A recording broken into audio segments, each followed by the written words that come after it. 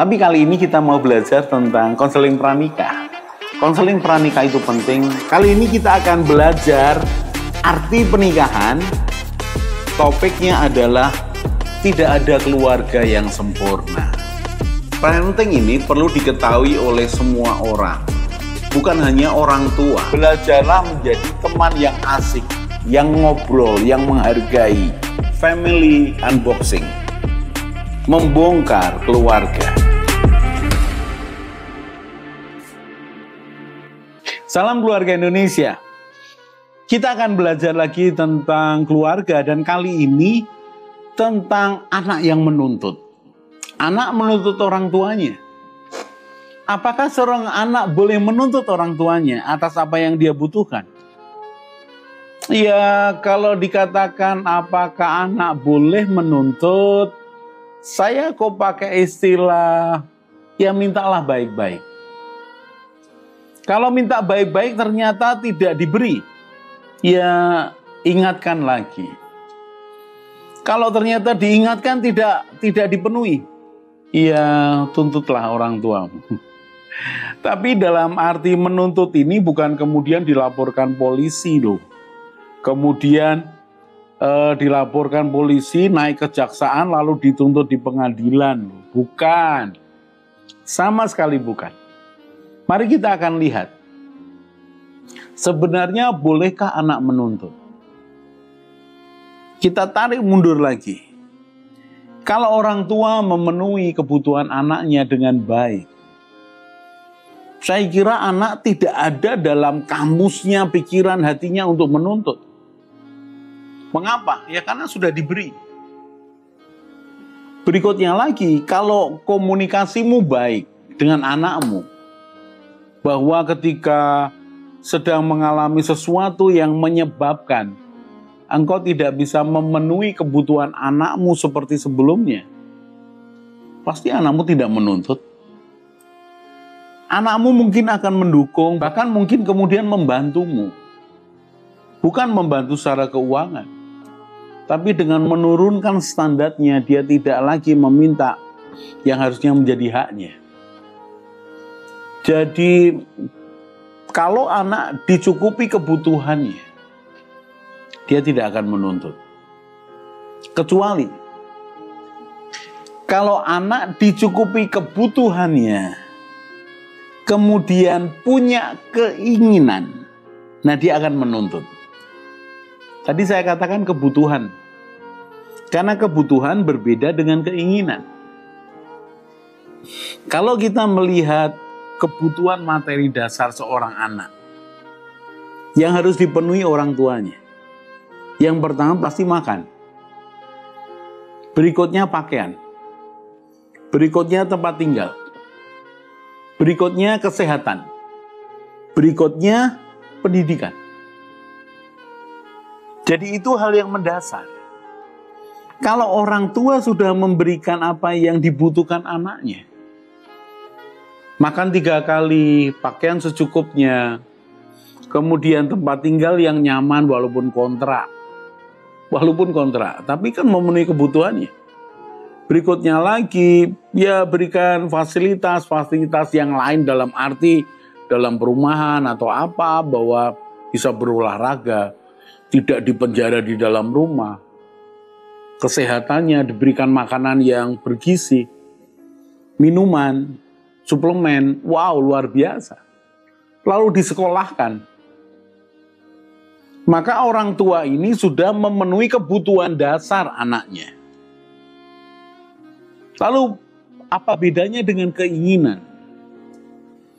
Keinginan lebih mengacu kepada sesuatu yang lebih daripada kebutuhan, itu keinginan.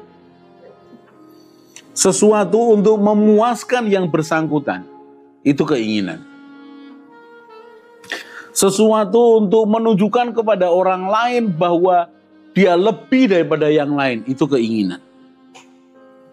Jadi, kalau orang tua sudah memenuhi kebutuhan materi dasar anaknya, dan kemudian mengimbanginya dengan pengertian, percakapan, obrolan, lalu mengajak anaknya untuk melihat bahwa kita ini sudah cukup bahkan lebih dari cukup. Maka anak akan bisa memahami. Permasalahannya kalau dalam pergaulannya, ketika dia di sekolah, di tetangga kanan kiri, dia bertemu dengan anak seusianya yang ternyata mendapatkan lebih. Perhatikan loh, standar kebutuhan setiap orang berbeda termasuk keluarga. Mungkin di dalam pikiranmu sebagai orang tua, yang penting anakku makan. Soal lauknya menyenangkan dia atau tidak, yang penting makan. Jadi yang penting makan, ada nasi, ada sayur, ada lauk secukupnya. Tempe, tahu sesekali, ayam sesekali, daging atau telur sesekali. Cukup dalam pikiranmu sebagai orang tua. Aku sudah bertanggung jawab.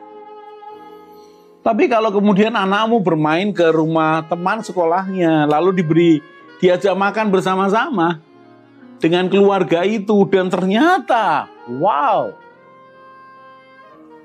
di meja makan itu tersedia semua yang dia inginkan. Apa itu? Tidak cuma nasi, tidak cuma lauk sayur, tempe tahu, atau kadang telur. Ada ayam, ada daging, ada buah. Wow, ada es buah. Wih, keren banget. Berikutnya lagi ada pilihan soft drink. Wow, anak ini terbelalak matanya. Wow, pesta. Sementara buat temannya, itu hal yang normal, biasa aja lah. Karena sudah menjadi makanan mereka sehari-hari. Jadi anak ini kemudian timbul keinginannya melebihi akan kebutuhannya. Lalu ketika dia pulang, dia tanya kepada mamahnya, "Mamah, mengapa makan kita sederhana?" Mamahnya mengatakan, "Ya karena itu cukup buat kita." Pertanyaan berikutnya, "Mama, mengapa tidak ada ayam setiap hari atau daging setiap hari?" Maka mamanya harus menjawab dengan bijak bahwa ya itu memang kemampuan kita. Yang penting kamu makan dan sehat. Yang penting kamu makan sehat. Yang penting papa mama sayang sama kamu. Ditekankan itu. Lalu kalau anaknya membandingkan dengan keluarga temannya, orang tua mesti menjawab dengan bijaksana. Nah, kalau papa mama punya uang lebih, papa mama juga akan berikan apa yang kamu inginkan. Tapi karena papa mama belum punya uang lebih, bersyukur ya. Yang penting sehat ya. Yang penting sehat ya nak. Kita kan bisa hidup. Yang penting kita rukun ya nak. Yang penting kita pokoknya baik-baik sebagai keluarga. Tekankan dan hiburkan itu kepada anak-anak. Saat anak menuntut. Anak yang menuntut harus diperlakukan apa? Didengarkan. Diberi pengertian. Dituruti, ya kalau engkau punya, turuti. Tapi saya lebih menekankan beri dia pengertian. Karena pengertian ini akan dibawa dia seumur hidupnya. Seumur hidupnya. Anak yang menuntut, biasa. Ketika dia melihat perbandingan, perbedaan dengan orang lain. Saya berikan contohnya lagi. Itu tadi masalah makan. Lalu bagaimana dengan pakaian? Ketika dia tahu teman sekolahnya setiap seminggu itu dia bisa berganti 2-3 sepatu. Sepatu sekolah. Sementara dia hanya punya 1. Kalau dia diberi pengertian, lalu dia diajari untuk memelihara satu-satunya sepatunya. Pulang sekolah, dicuci, dibersihkan. Orang tuanya mendampingi, memberi pengertian. Anak ini tidak masalah. Tapi kalau ketika anaknya minta, "Papa, mama, aku minta sepatu baru." Wah, langsung mamanya marah. "Kamu tidak tahu diri, siapa? Nggak tahu ini mahal. nggak tahu malah ngomel begitu rupa. Ya anakmu akan bingung. Loh, aku cuma minta sepatu baru kok. Aku tidak minta rumah baru. Aku tidak minta mobil yang kita belum punya, sepatu. Karena di pikiran anak ini, aku hanya minta sesuatu yang wajar. Jadi mari jangan emosional orang tua. Coba gali dulu. Keinginannya, pikirannya itu mau seperti apa. Jadi anak yang menuntut, ya buat saya wajarlah. Yang dituntut seperti apa? Apakah bisa dipenuhi orang tuanya? Kalau kemudian tidak bisa dipenuhi, berikan dia pemahaman yang benar.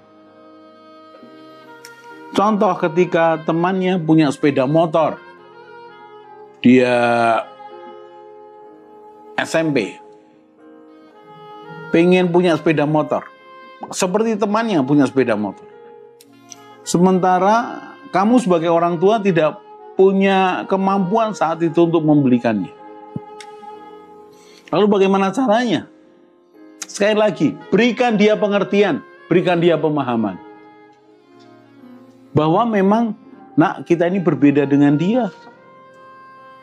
Papa mama belum longgar. Jangan mengasihani diri dengan mengatakan, ya nak, kita ini orang tidak punya, kita makan juga 3 kali, 2 kali sehari. Ya kita ini memang orang susah. Nah kita ini memang ditakdirkan untuk susah. Jangan mengasihani diri. Punyalah pengharapan. Optimis. Bahwa ke depan masa depan lebih baik. Itu lebih baik. Bicarakan pada anakmu. Ya tapi kan belum bisa belikan motor. Bicara baik-baik.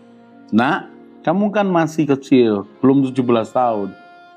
Nggak bisa nak, kamu kan belum bisa punya SIM. Berikutnya papa mama juga belum bisa belikan. Itu temanku bagus. Mah, motornya bagus. Ya papa mama juga bilang itu bagus. Tapi kalau nanti ada waktu ya, ada uang sedikit, papa mama paling hanya belikan yang second nak. Gimana nggak apa-apa ya? Yang penting kan motor. Besarkan hati anakmu. Sekali lagi kuncinya di pemahaman, pengertian. Lalu bagaimana kalau anak ini tidak terima? Bagaimana kalau kemudian dia marah, dia menuntut? Bagaimana kalau kemudian anak ini minggat? Oke, kita bahas di segmen berikutnya. Lanjutkan, anak yang menuntut. Salam keluarga Indonesia. Mari bergabung dalam Keluarga Indonesia dengan cara subscribe channel ini. Di Keluarga Indonesia, kita akan belajar bersama tentang pranikah, pernikahan, keluarga, parenting, mertua menantu, dan juga family unboxing. Jadi jangan lupa share pada teman dan keluarga dan juga subscribe.